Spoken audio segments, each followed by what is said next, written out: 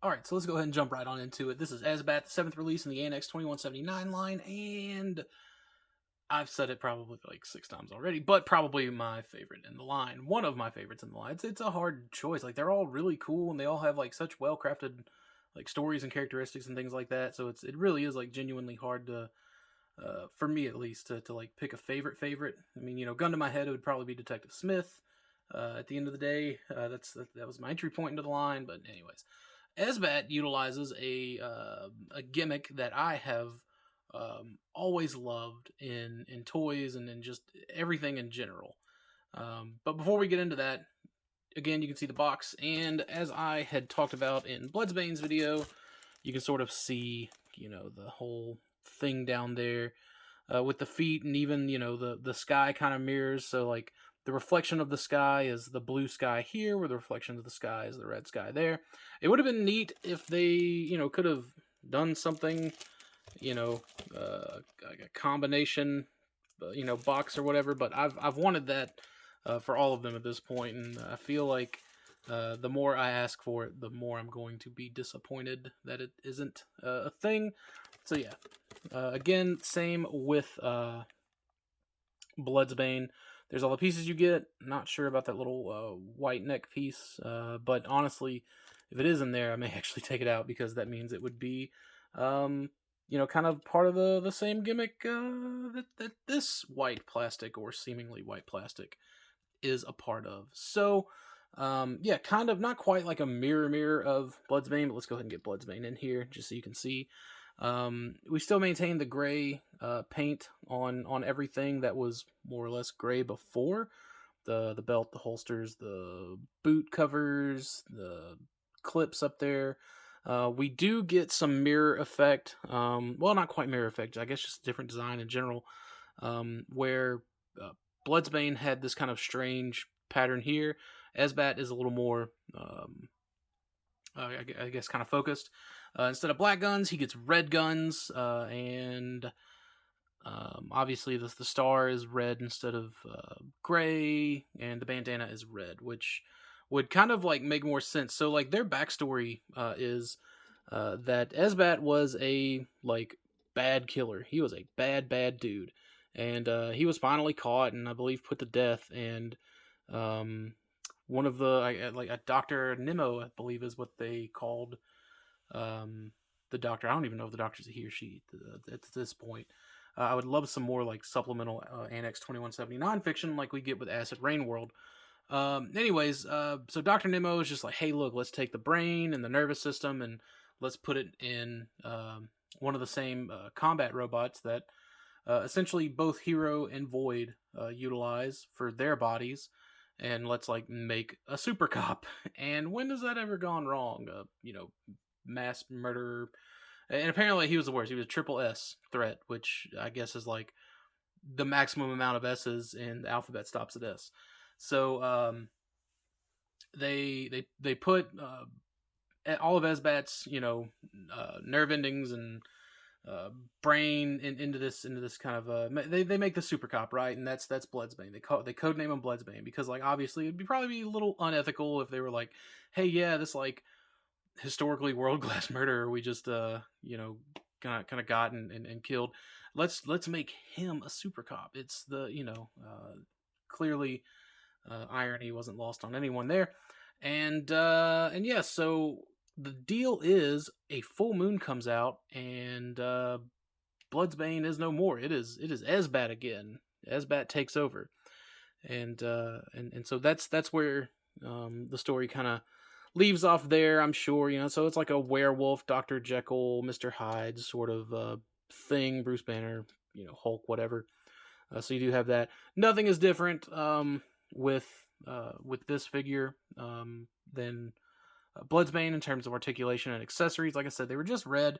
He does, I will say, just because I got him holding it, he holds these pistols a little bit easier than Smith did, and Tanner, well, I think PZ held him pretty good too.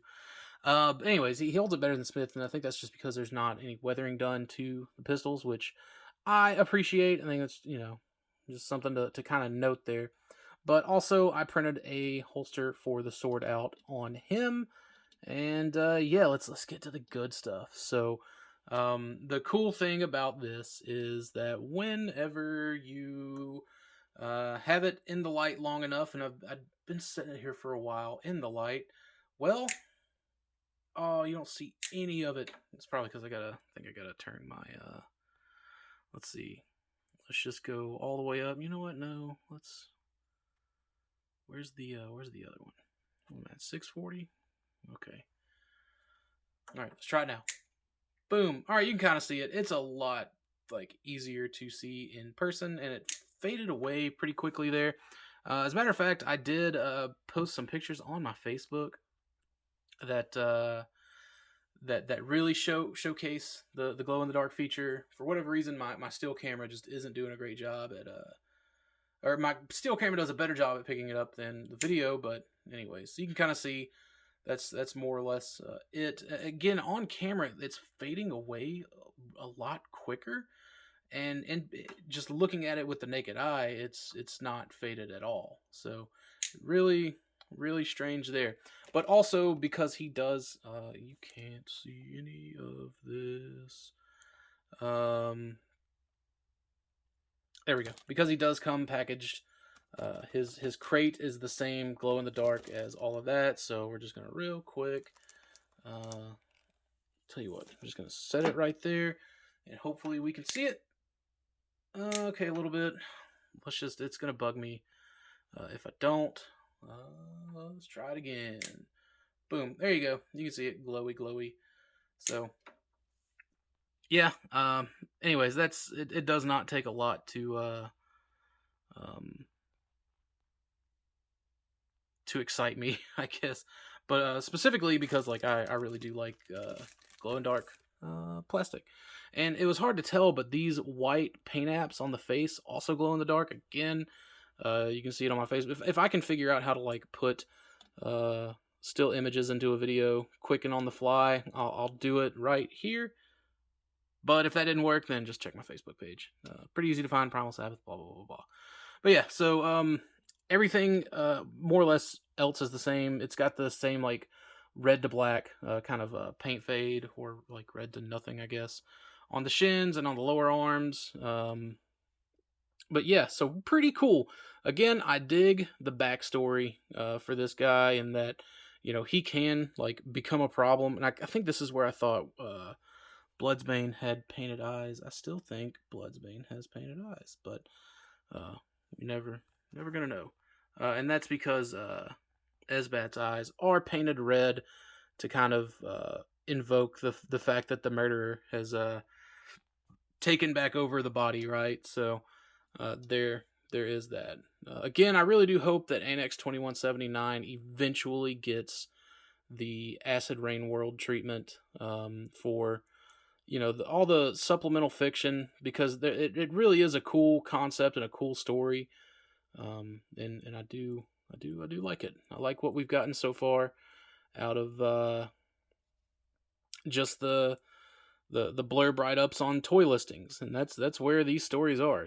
You have to find them on the toy listings, you know, which is rather unfortunate. But you know, hey, maybe in the future we'll get something pretty soon. So there we have it. That is Esbat and Bloodsbane, but more precisely, that's Esbat.